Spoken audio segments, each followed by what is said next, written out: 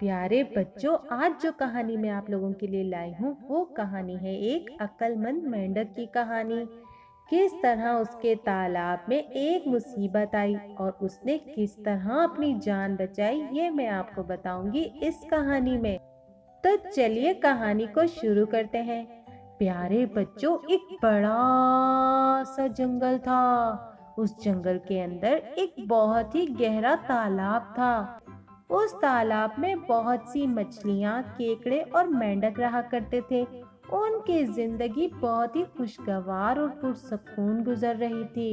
प्यारे बच्चों, उस तालाब में एक मेंढक अपनी बीवी के साथ रहा करता था। उस मेंढक का नाम बबलू था। मछलियाँ और मेंढक बहुत अच्छे दोस्त थे।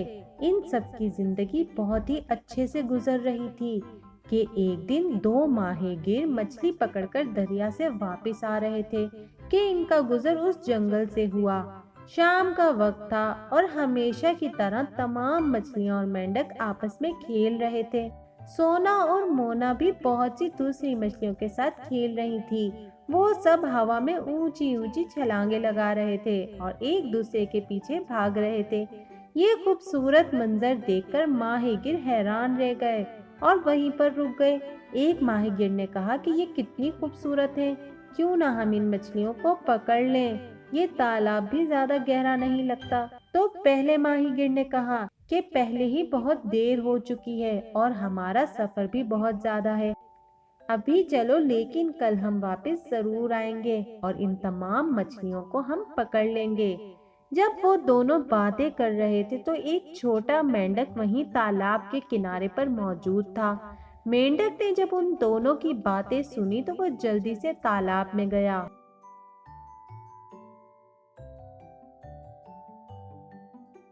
और तालाब के तमाम जानवरों को इकट्ठा किया और उन तमाम को बताया कि माहीगिरों ने कहा है कि वो कल आकर हम सबको पकड़ लेंगे, इसलिए हम सबको इस तालाब को छोड़ देना चाहिए। उन सब ने कहा कि तुम क्या चाहते हो कि हम अपना घर छोड़कर यहाँ से भाग जाएं?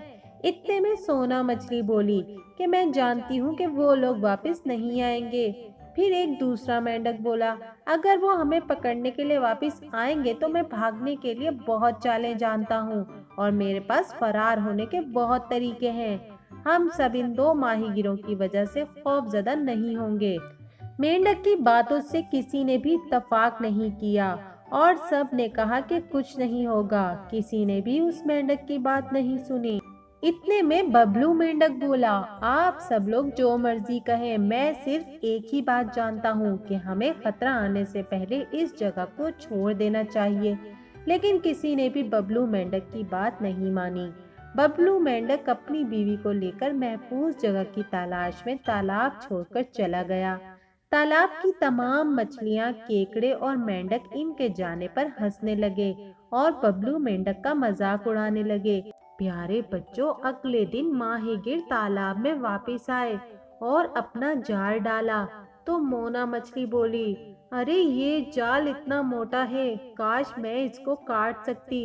इतने में सोना मछली ने भी पुकारा, अरे कोई मुझे बचाओ, अब तो तालाब के सारे जानवर बहुत पछताए कि हमें बबलू मेंढक की बात को सुनना चाहिए था।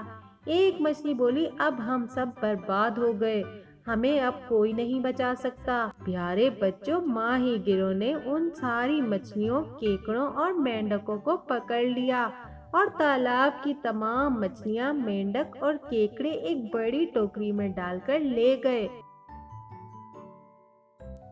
बबलू मेंढक अपनी बीवी के साथ पत्थर के पीछे छुपा हुआ ये सब देख रहा था। मेंढक ने अपनी बीवी से कहा कि देखा तुमने, अगर मैंने वक्त पर तालाब को छोड़ने का फैसला ना किया होता तो हम भी दूसरे जानवरों के साथ इस टोकरी में होते। तो प्यारे बच्चों, कैसी लगी आपको अक्लमंद मेंढक की ये कहानी? मुझे उम्मीद है कि आपको ये कहानी बहुत पसंद आई होगी। अगर आपको ये कहानी अच्छी लगी हो तो मेरी वीडियो को लाइक कीजिए और चैनल को भी सब्सक्राइब कीजिए। अगली वीडियो तक अपना बहुत सारा ख्याल रखिएगा। अल्लाह हाफिज।